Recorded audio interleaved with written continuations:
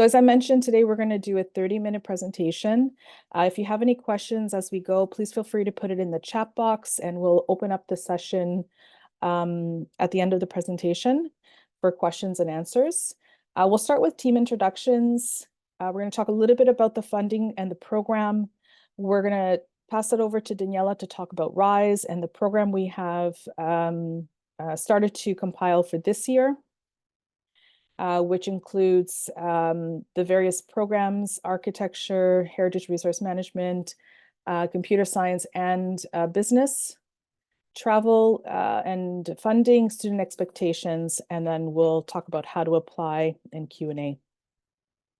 So I'm just going to ask those who are leading the project to maybe just turn on their videos and say a quick hello.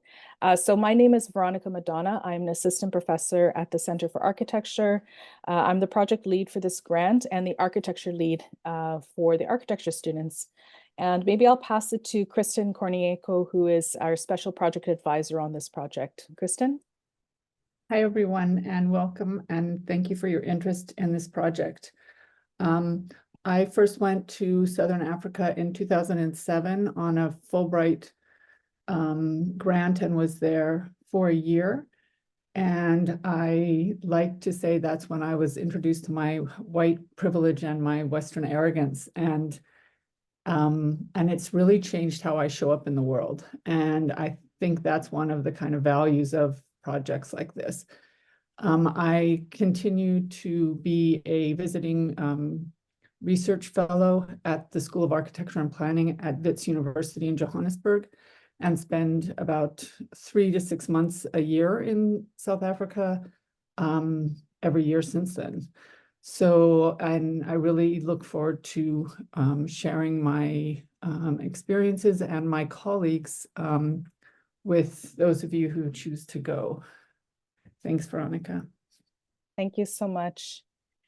Shabnan, would you like to introduce yourself? Yes, thank you so much, Veronica. Hello, everyone. I'm Shabnam Inandu Delu, and I'm an associate professor and director of the Heritage Resources Management program within the Faculty of Humanities and Social Sciences at AU. I'm really happy to be back again this year and lead the Heritage Resources Management component of this wonderful program. Thank you. Great, thank you, Shabnan. Dr. Viv Kumar is not with us today, but there will be a replacement for the lead of computer science, and that'll be announced shortly. But I'll pass it over to Richard. Yeah, good morning. I'm at the Faculty of Business. I'm the academic coordinator, including for Min 405, which is one of the capstone courses for 405, or for the BCom program.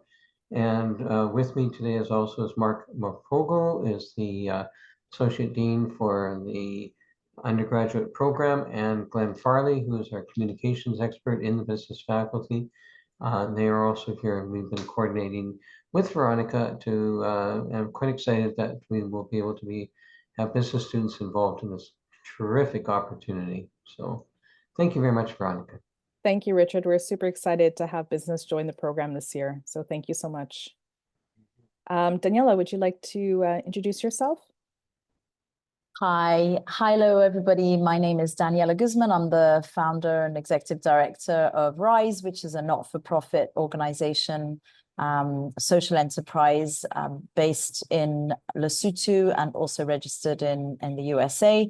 And I had the privilege of working with Veronica and Kristen last year on this program, and really excited to be organizing this year's program as well. Nice to meet you all. Thank you, Daniela. We're super grateful for all of your hard work in making our trip so memorable last year. So thank you. And Dr. Douglas MacLeod, who's the chair of architecture, is not here today, but he is also part of the planning process with us. So first, I just wanted to start off and just tell you a little bit more about the granting agencies that we received the funding from. And so the funding is coming from the Global Skills Opportunity, which is Canada's outbound student mobility pilot project. And it's administered through a unique partnership between Universities Canada and the Canadian Post-Secondary Institutions. The program is working to connect Canadian students with international learning experiences to unlock endless potential. And so we were super excited in 2023 when our application for the grant was accepted. And through that granting approval, we received over $300,000 to send and support students to do both a physical and virtual mobility projects in Lesotho, meaning that you could participate in Lesotho itself, but also there are support systems to allow you to participate in the program virtually from your own home, so you do not choose to travel or if you cannot travel. And so over the 2 years which we received the grant for, we are estimating about 30 students participating virtually. I think we're just a little bit lower than that now, but the virtual component participating in person, I think we're at about 25, 26. And then virtually we are effectively endless. So if you are wanting to participate and you cannot participate in the physical mobility session, there is endless opportunities to participate virtually as well. Now, the program is a multidisciplinary partnership, and I apologize, I should have updated this diagram. We now have business right in the middle of this all. And the reason why we included business this year is because when we went to Lesotho last year, we recognized a really holistic opportunity for the Faculty of Business to bring in learning opportunities and collaboration opportunities with Lesotho, as there was many social enterprises or entrepreneurships that were really kind of kicking off ground. So this is an old diagram. I apologize, Richard and team. I should have been a little bit more on the ball with this. But really, our granting was submitted as this, which is a cultural value of place in Lesotho, which is this interdisciplinary partnership, the School of Business as a fifth prong here. And the students will gain a learning by doing experience by applying knowledge gained in the classroom to the fields, and it'll provide a unique opportunity to study and work in Lesotho to gather and strengthen global competency in environmental, social, and economic prosperity in an overarching theme of regeneration. And we talk a lot about regeneration and through the kind of aspect of thinking about how do we create positive impact and how do we think about new life and holistic goals in each of our disciplines. And so the activities started last year. And so in November, we had our first cohort travel to Lesotho. I'm going to show a couple of slides of what we did there on that trip. And then we have our second cohort scheduled to travel this November, 2024, for a 14-day travel. The 14-day travel is accompanied by programming that happens before the trip and program that happens after the trip. And really, it's a series of academic activities for there to be a well-encompassing opportunity here. The participation in the program will give you funding to participate wholesomely in the program, whether it's virtually or physically, but also you'll also receive academic credit to participate in the program, to your respected programs. And I'm going to pass it over to Rise now to tell us a little bit more about Rise, Lesotho, the programs, and then we're going to come back and talk more specifically about the details of the grant and some of the more details that you might be interested in to apply. So I'll pass it over to you, Daniela. Would you like to share your screen? Yes, please. It's saying I can't do it at the moment. Oh, I'm going to stop sharing. Ah, brilliant. Thank you. Okay, thank you so much, Veronica. All right.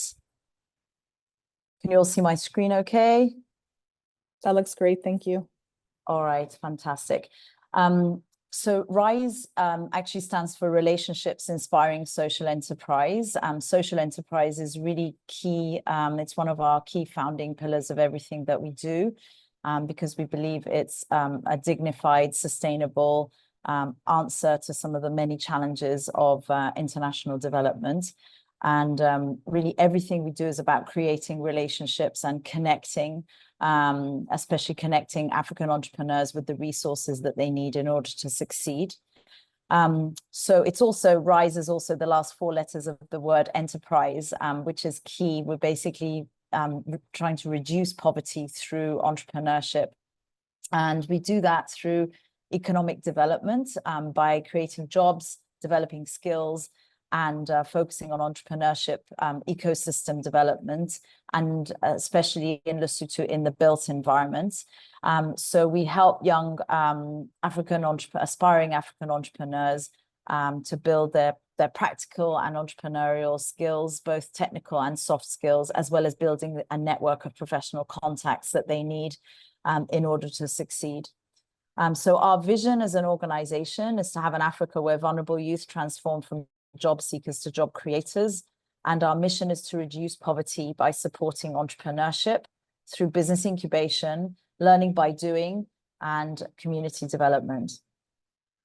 Just to give you some specifics about Lesotho, which is a country that many of you maybe have not heard that much about, but it has a lot of challenges that many other African countries have with regards to a lot of assets. 39% of the population is aged under 30.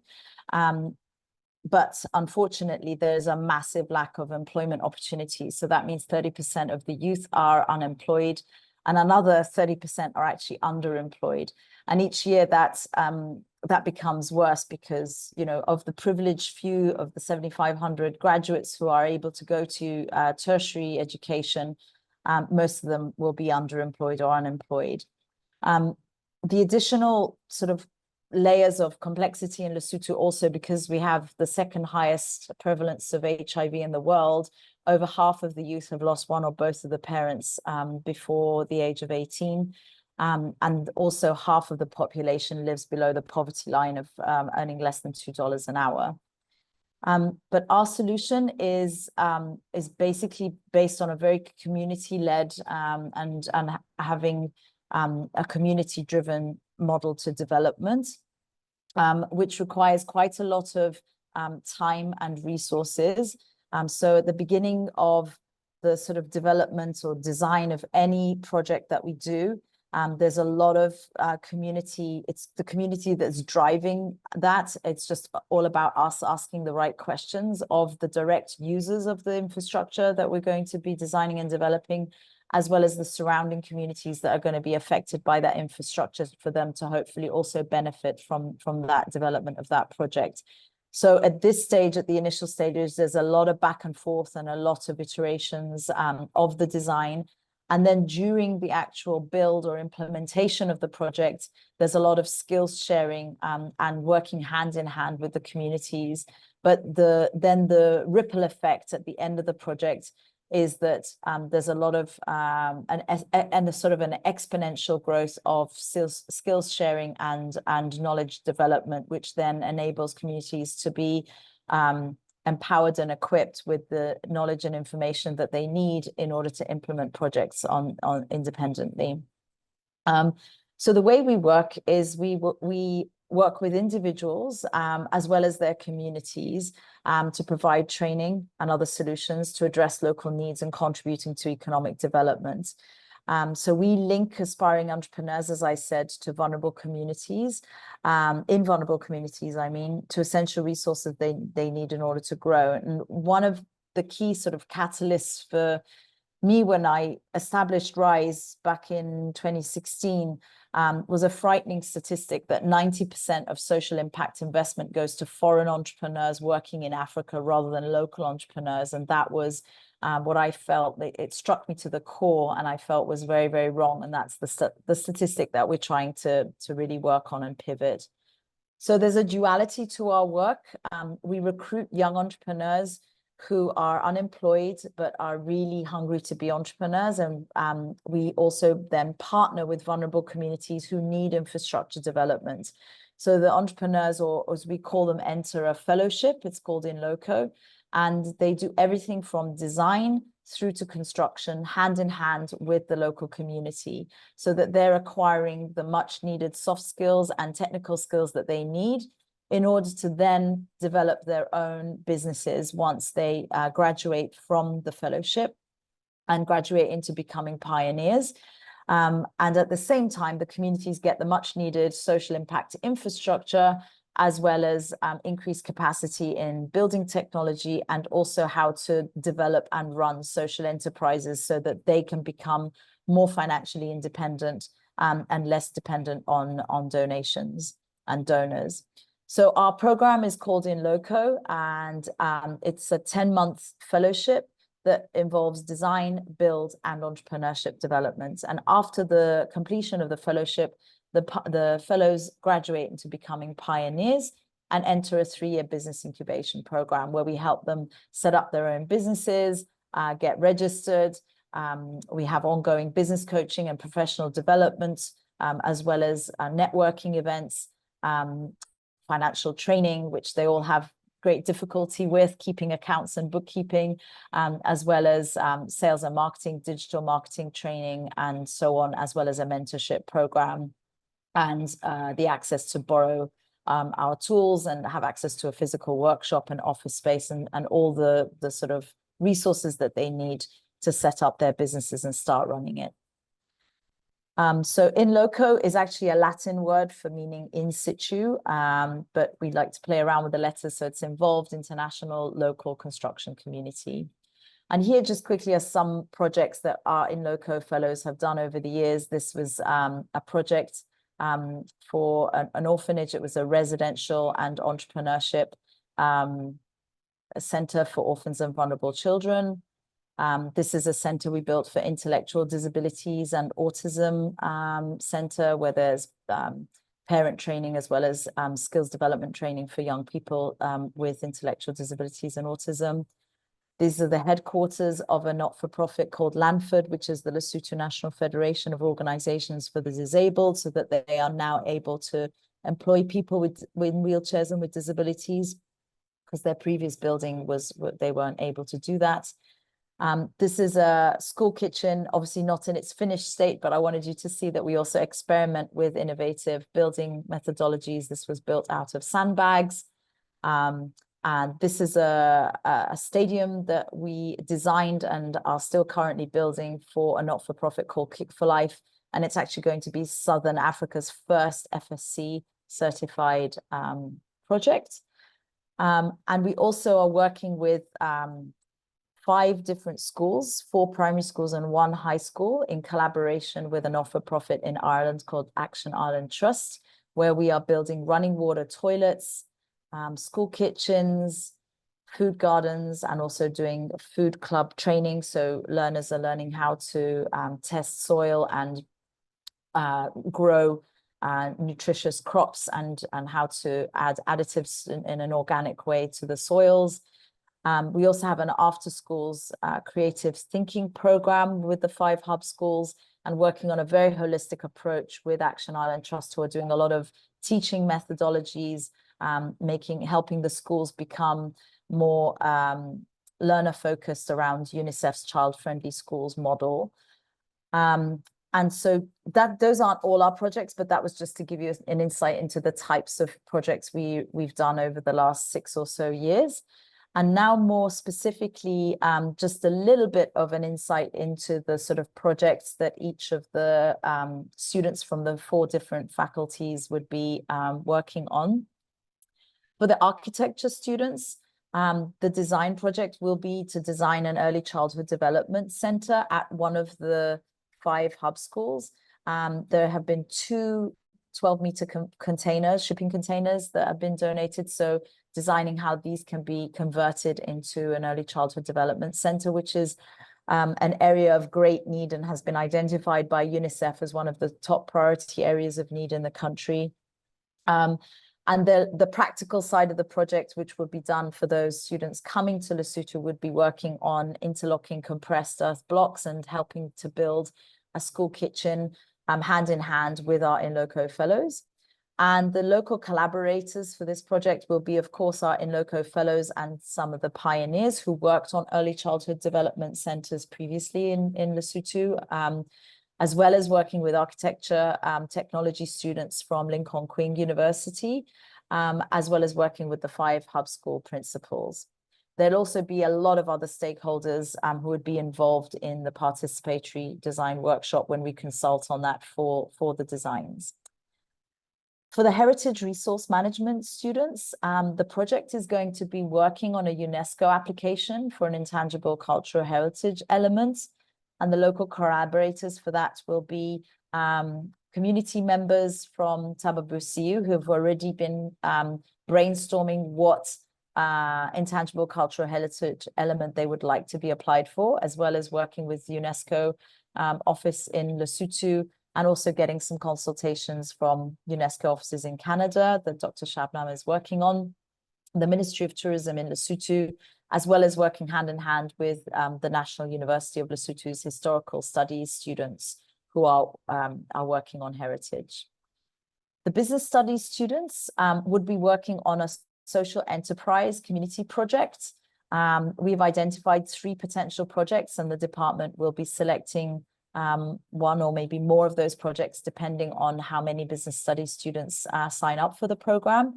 And the local collaborators that the business studies students would be working with are NUL's Innovation Hub students and team there, Bortu University business studies students, as well as, of course, the community project that will be selected, as well as working with our in loco pioneers to get a lot of information that will be needed when you're researching that project in advance to the trip to Lesotho. And fourthly, the computer science students will be working on an independent study. So the students will actually get to select what the project is based on the social needs that they identify in Lesotho. And local collaborators sorry, that we've identified that they would work with are, of course, the community partner of the student's choice. There is an amazing social enterprise called The Hub in Marija, who does a wonderful after schools program and ICT skills development for vulnerable youth in the Marija region, as well as Bortu University computer studies students, as well as NUL's computer science students. So the students can really decide how many of those collaborators they would like to work with. Sorry. So some of the reasons why to apply for this trip to come to Lesotho: it's an opportunity to learn about participatory design methodology. Participatory design is applicable to any discipline, not just architectural construction. You can apply it to any scenario and any project that you're looking to design. And it's a really important methodology that we believe in, that you end up getting much richer results when you actually co-create with the end users in mind. So it's using the principles of human-centered design. It's, of course, an opportunity to enhance your CV, to develop your skills in a challenging, resource scarce environment, where it forces you to be very creative in your thinking. There's the opportunity for peer-to-peer learning with other students in Lesotho. You've got, of course, got the opportunity for international networking and relationship building that will hopefully develop relationships for life. You'll learn a lot about a totally different culture and country to what you're used to. It's the opportunity to be part of a scalable solution to help put an end to some of the root causes of poverty in Africa. It's an opportunity to explore an unknown part of Africa, because Lesotho is definitely off the beaten path and a difficult place to reach, that this may be the only opportunity in your life to kind of get to. And it will be an experience of a lifetime that is kind of guaranteed.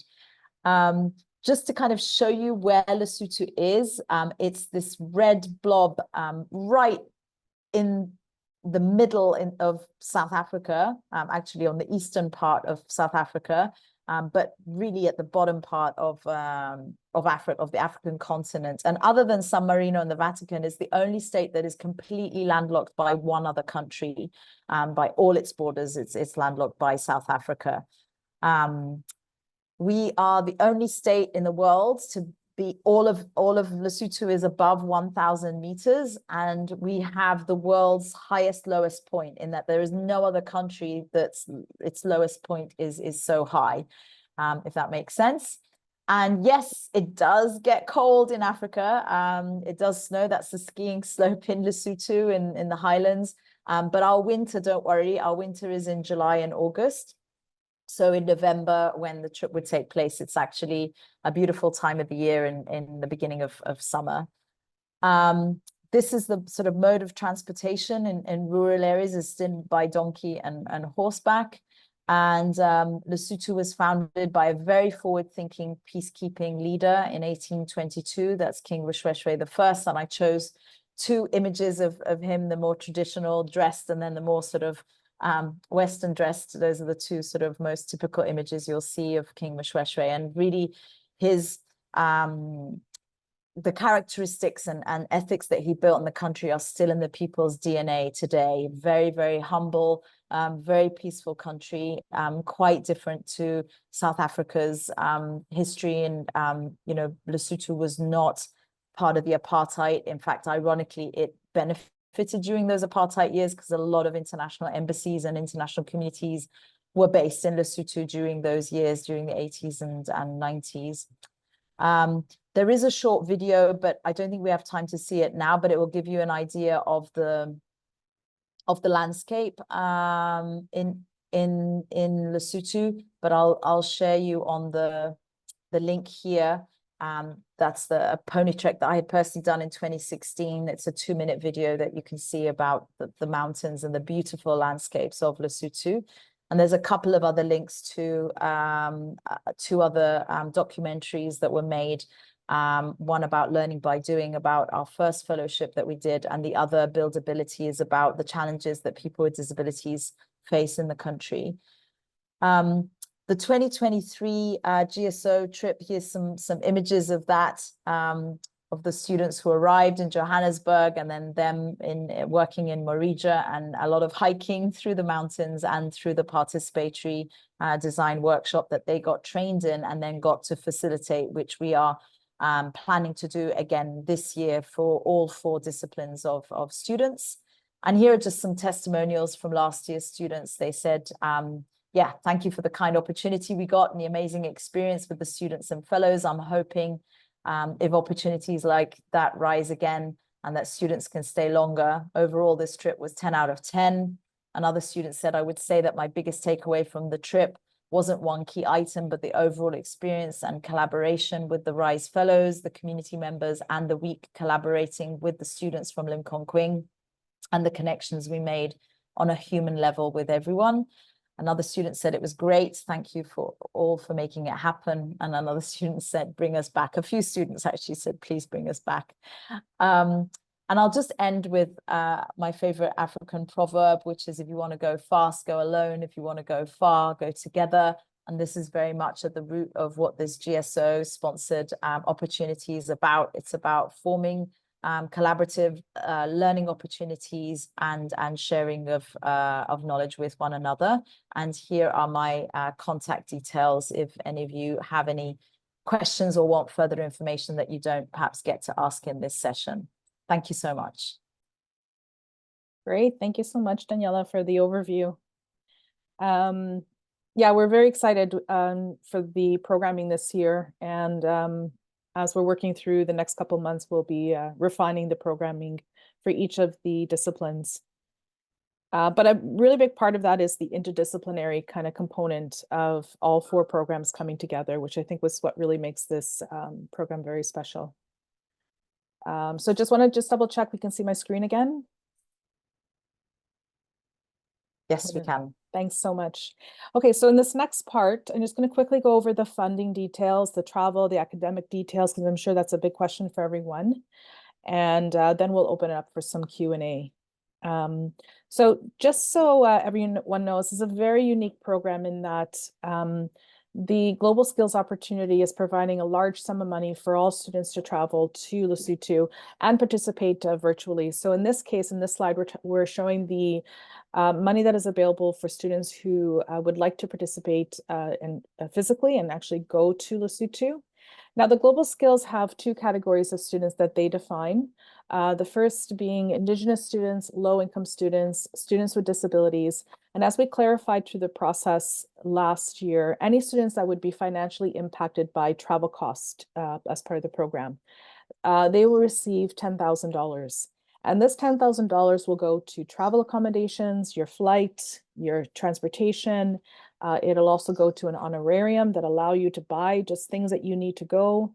And all of your direct and indirect costs for travel. So for instance, if you need to buy some overalls, if you need to buy a camera, if you need to buy supplies, and also if you are working and you're going to have loss of wages, you can claim that under the 10,000.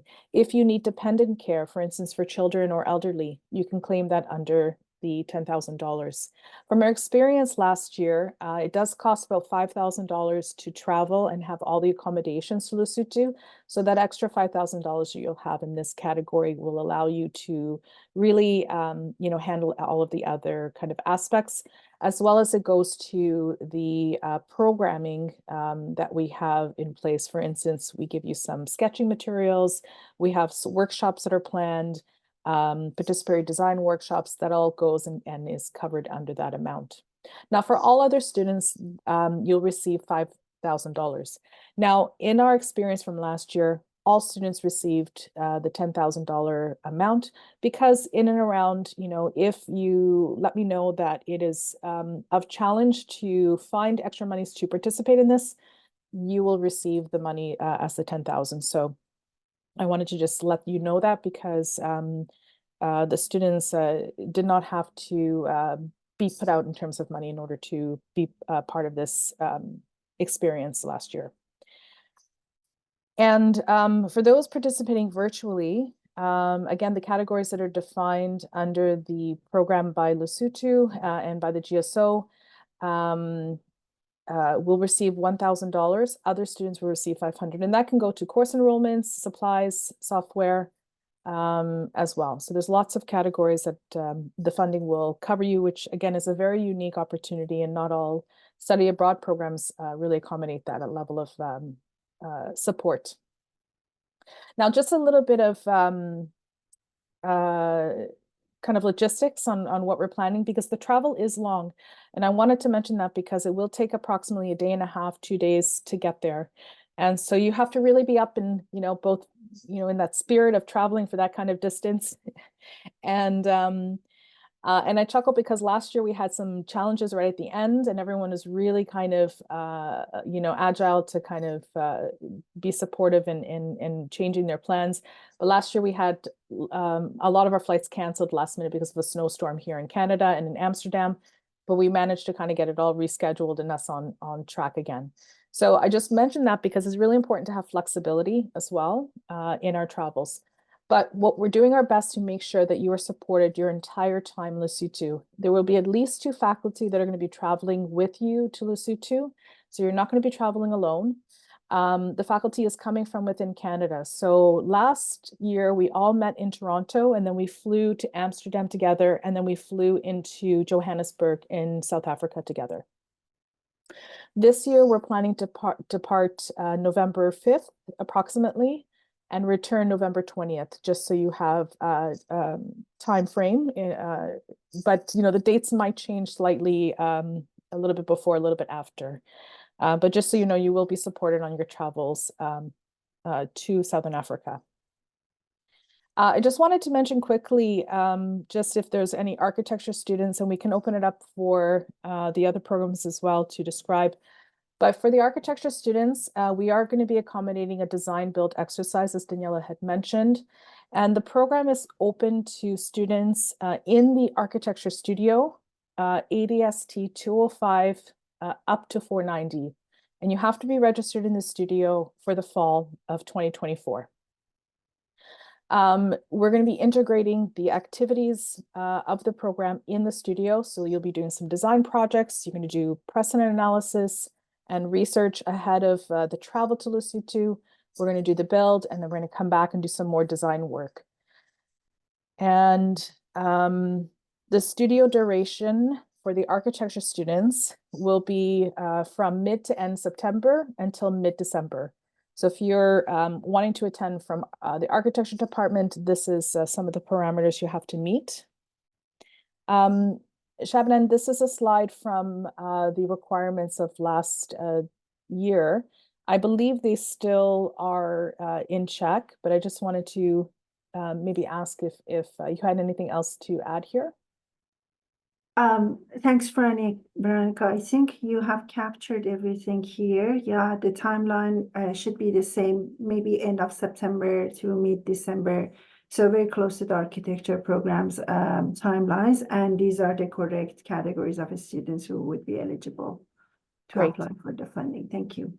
Thank you. And your students also receive academic credit as part of their participation. Yes. So what we did last year, thanks for reminding me, what we did last year, we accommodated them to transfer credit towards a course that they needed for their studies. So we were really very flexible in accommodating their program of study, the credits that are still outstanding. So it was really, really good in terms of meeting the program requirements need and also having the experience together. So it works very well with the program regulations that we have in place to have the transfer credit towards a course required for the program.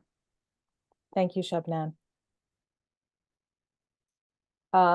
Richard, I know that we're kind of still planning the program with your department. Last year, the computer science integrated the work as an independent study, and I believe that will be the same. Richard, I'm not sure if you have any kind of thoughts just yet, how that would be integrated, if it would be an independent study or if it would be integrated into a course, or we're still figuring that out. Yeah, let me, Mark, if you want to.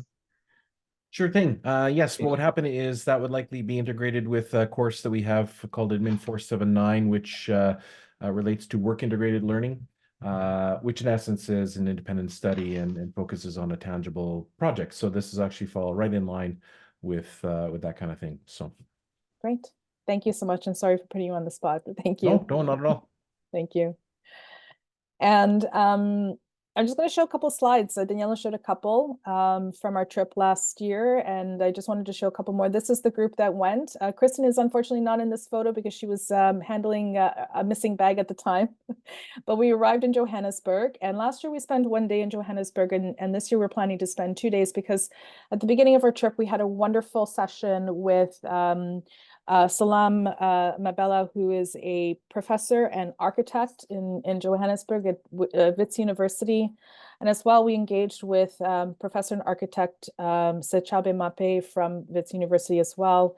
And we'd like to spend more time with them at the beginning of the trip. So this year, we're going to be spending 2 days at the beginning of the trip with them. We had a wonderful discussion about urban scripting, about thinking about place and space. That is really relevant, not just to architecture, but all programs, thinking about your surroundings and really kind of getting students ready and prepared for the journey that we're going to be embarking into. We went to Lesotho, Marija in Lesotho. This was an image from one of our guest houses, an incredible landscape. This year, we're going to be spending more time in Mazuru, but we do hope to travel in and around Majura as well. We had a participatory design workshop with community members of Marija in order to prepare for some of the work we were engaging on. So we'll be doing a similar workshop with community members. And we were joined by students from Lincoln Queen University who participated in the program with us, which really enriched the learning and connections still to this day. There's a WhatsApp group that's on that students are speaking to each other on, which we're really happy to see. We visit local organizations and enterprises in order to facilitate our work. We had lots of group discussions. We saw some really beautiful vernacular kind of architecture and communities, natural building techniques. And we worked with the local communities. And I apologize, a lot of this is architecture bias, but the other groups had their own images as well. But I wanted to just show you the community engagement work that happens. And every night we had a meal together, which was really special for us. We had breakfast together, we had lunch together, and we had dinner together. And this was a real opportunity to really just connect with each other, form friendships, and lifelong friendships. We visit some really innovative entrepreneurship type businesses, looking at solving many different challenges. We had workshops. This was an organization that took plastic and recycled them into other kind of components like jewelry and household items and really beautiful things. This is a group that makes sanitary pads for young women in school in order to help support them. And we were lucky to hear from local artists. We had a online drawing workshop with Dr. Sachabe Mape. This year we hope to spend more time with him in person. And we did a lot of fun things as well. We went hiking. We walked to the top of the mountains to see the beautiful mountain range. We spent some time in Ramabanta, and we did a horseback ride to this really beautiful waterfall. We visited the National University of Lesotho, and we spent some time in Missouri understanding and working on the Stadium of Life. And we ended our trip with a drumming circle, which was a really wonderful opportunity. Now, as we kind of move forward, these are just some of the things that, really important in your participation. Cultural sensitivity, and I'm going to pass it to Kristen in a minute, but understanding about and your intentions for traveling will be something that we are assessing in your application process. Another thing is you need to make sure your passport is up to date. Your passport has to be valid 6 months after our date of return. So for instance, if we're traveling in November, your passport has to be valid until April or so. So if your passport needs updating, it's best to do that right away. You must commit to participating in the pre and post-departure forms and activities that are part of the granting requirement in order to receive the money. And of course, following safety and travel protocols, which are going to have pre-departure safety orientations and other types of safety and insurances available for you in order to travel. And the travel is long, so be prepared. Something just to kind of point out. And as I mentioned, this is the online application form. It's a 3-step process. The first process is just telling us a little bit more about yourself, your name, what program you're in. And then the second stage of the process is once we receive your application, we will ask you, if you're eligible to participate, we will ask you to provide a 500-word essay and a resume asking you why do you want to participate in the program and what will this mean for your career and educational development. And then after that point, you will be interviewed by our team leads in order to make our final selections. The application process is currently opened. It's going to close on at the end of May 31st. And we're going to be doing the essay and interview portion during June. And we should have a selection of students by the end of June. So between the next 2 months, we'll have a clear indication of the next cohort. So I'm going to maybe shut my presentation off here. This is my email address if you have any questions, but I'm going to open up to any questions or comments. And Kristen, I know you wanted to kind of have a discussion as well about what does it mean to travel to Lesotho and to travel to abroad to foreign countries. But maybe I'll just kind of ask if anyone has any pressing, detailed questions. Absolutely, Veronica, because we also in the interview process get into those kind of conversations. So Yeah. we can see how it goes. Okay. There is a question that came in the chat box. Will there be an issue if my passport and government ID have different agendas on them?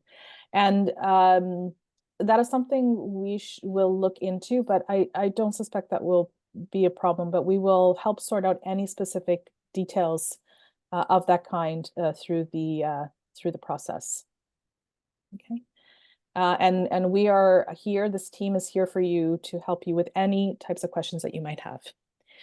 Another question's come in, how many students will be selected from AU? Great question. We have funds to support about 15 students traveling to Lesotho this year. And it's really going to be dependent on the interest from each program on the mixture. We do hope to have an equal mix of students traveling.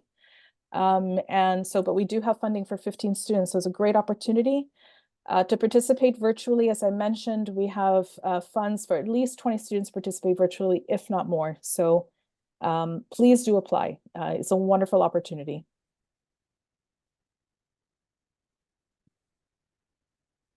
Okay, for those participating last and want to participate virtually, do we still have to go through the selection process like resume and essay? Thank you, Richmond. I really appreciate the question. Richmond was one of our students who joined us on the trip last year. He participated in the physical mobility option, so he now has the opportunity to participate virtually. So each student can participate one in each of those categories. So one virtual, one physical. So Richmond, we can talk about that separately. If you just put in your application through the form, we can talk about separately your next steps. Is it okay to apply if we are a visiting student at AU taking courses to transfer back to another university? That's a very good question. I think that's one we'll have to assess on an individual basis.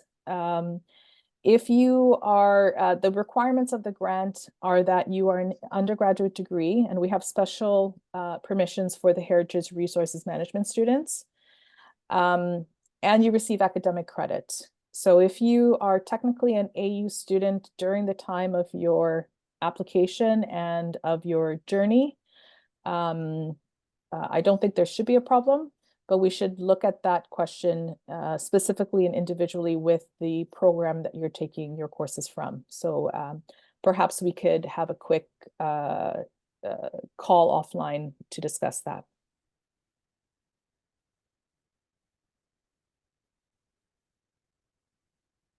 Any other questions? Also, feel free to open up your camera and mic if you would like.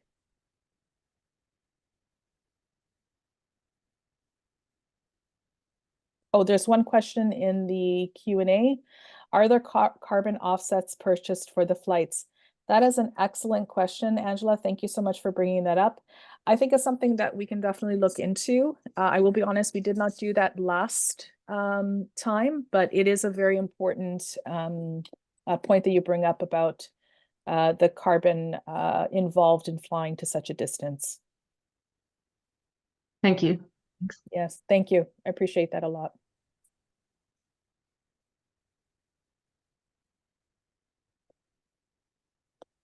Any other questions?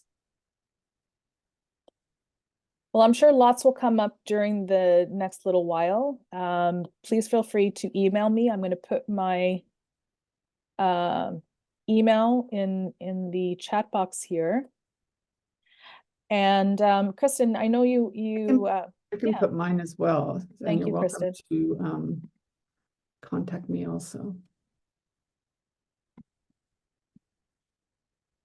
I know Kristen wanted to kind of join in with a bit of a discussion, and we are at the hour, but Kristen, if everyone is okay to stay for a little bit, please feel free. We'll keep the recording going as well. Sorry, I'm not very good at multitasking. I was trying to type my email and I can start talking at the same time. It related actually to something to what Angela talked about. I think one of the things in asking yourself why you want to go, I think increasingly the importance of sort of the ethics of travel and related with both social justice and climate justice and how we use our resources. I think, you know, there is a lot to be to transformative learning and through and the learning of really authentic collaboration and in other cultures and sort of decentering ourselves as the global north, and as you know, we, especially in architecture, we tend to have a dominantly Eurocentric design canon. And so I think, you know, there is a lot to be learned, and through the experience of traveling to Southern Africa.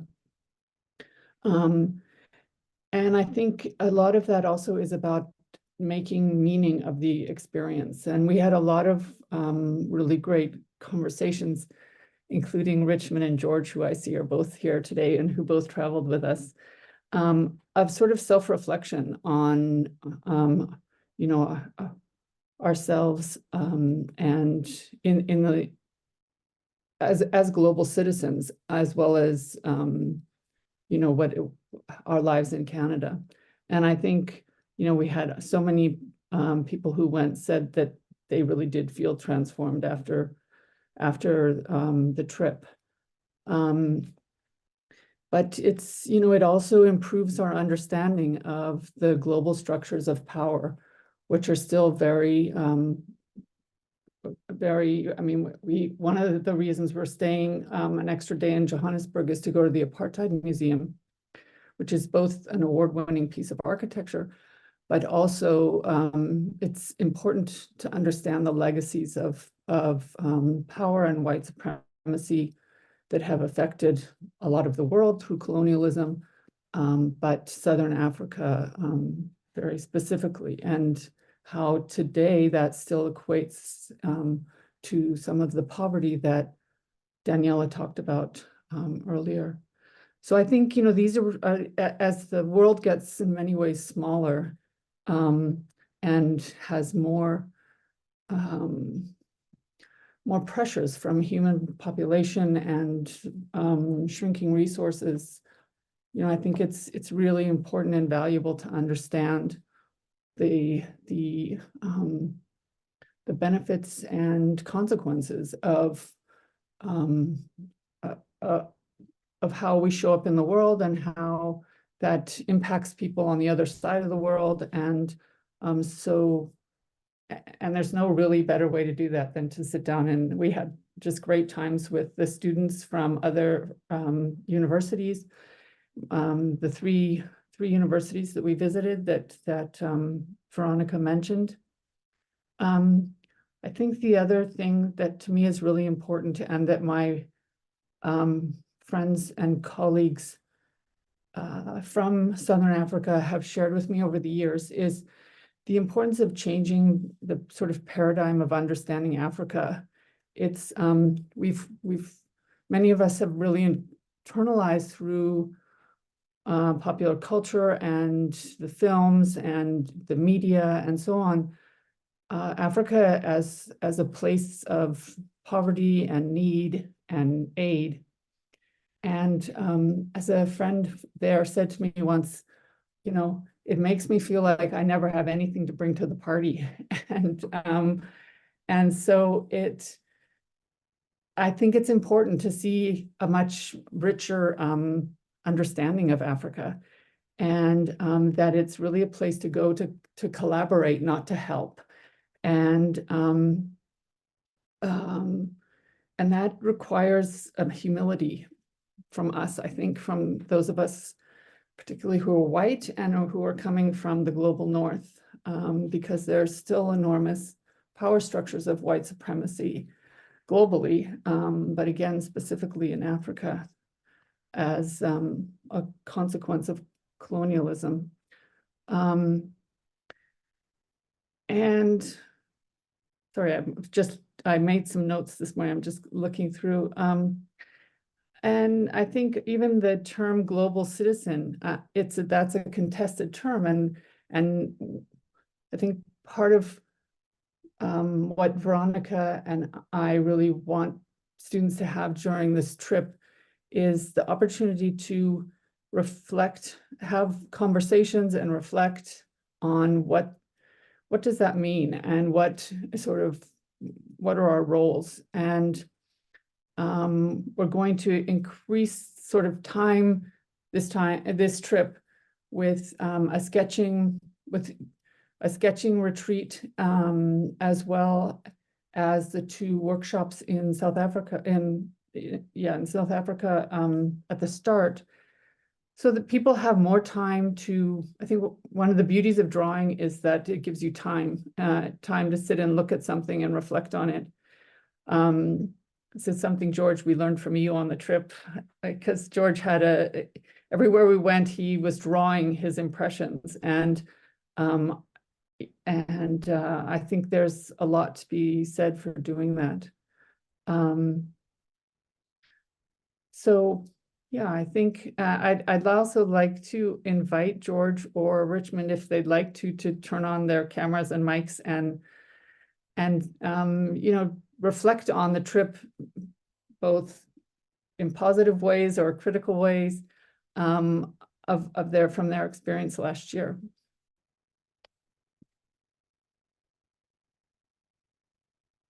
Because I have to say they were both super valuable members of our team. And I also just wanted to reiterate what Veronica said about travel, and it is a long trip, and everyone on the trip last year had such a good sense of humor about all of the changes and things that had to be made because of those winter storms. And that, so yeah, a big applaud to the group from last year, and we look forward to meeting those of you who are interested in coming this year.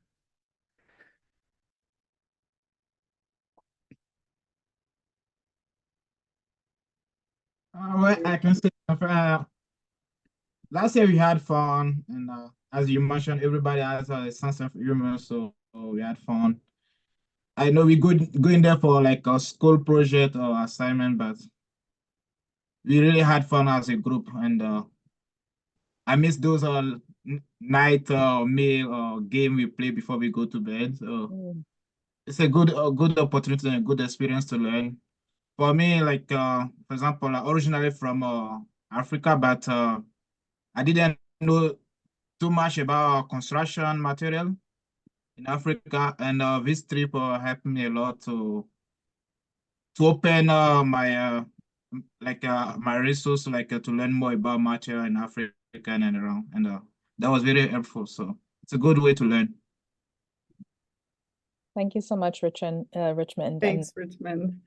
I think what's really important too is that we really try, like, we go there for purpose and but it's really important to have the time to make the friendships, to collaborate, to make the connections, both with those who come with us from the university, from AU, but also with the community over there. So thank you, Richmond. I'm really happy to hear you enjoyed the opportunity, and I hope you can participate virtually this year. So really excited. And I think it'll be great having Richmond participating virtually, because having been there, you can maybe come up with some new ways in which there can be more interaction between those people who are participating virtually and those of us who are actually there, which the time difference, which is 9 hours, it makes a little bit difficult, but yeah, well, we'll have to think further about that. All right, so I don't know if there's any other questions.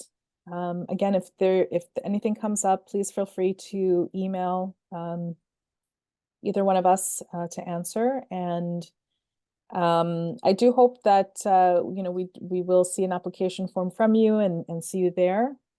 And thank you, George, for the comment. Thank you so much for the support in applying and encouraging people to apply. I do hope you can also participate virtually, George, because I think both yourself and Richmond would be great mentors to the students. And, just given that, Kristen and I are both from the architecture department, we talked a little bit more on architecture today, but what I think is really important is the program is well-rounded into each of your disciplines. So if you're coming from either the other disciplines, they're really well connected, and all the activities are done together. And I think that's really a true important component about the interdisciplinary aspect of this program. That will be a really unique and valuable learning experience. Okay, but I think we are about 10 minutes over the hour. So I'll stay online for a little bit longer if anybody just wants to kind of ask anything else. But I just want to thank everyone for joining us and for all of the interest in the program. So thank you so much. Thank you, everyone. Thank you. I'll stay on with you as well, Veronica. And yeah, thanks. And I hope you're all excited by the what you've heard today. Great. Thank you. Thank you, Daniela, Shabnan, Mark, Richard, Glenn, for all of your hard work to date in getting organized. So thank you. I know it's a lot of effort on all of everyone's part. So thank you so much. Absolutely. Thank you, everyone. Bye-bye. Thank you. Thanks, and good job. Thank you, Richard. Okay, talk to you in a bit. Yeah, we'll be in connection. Okay.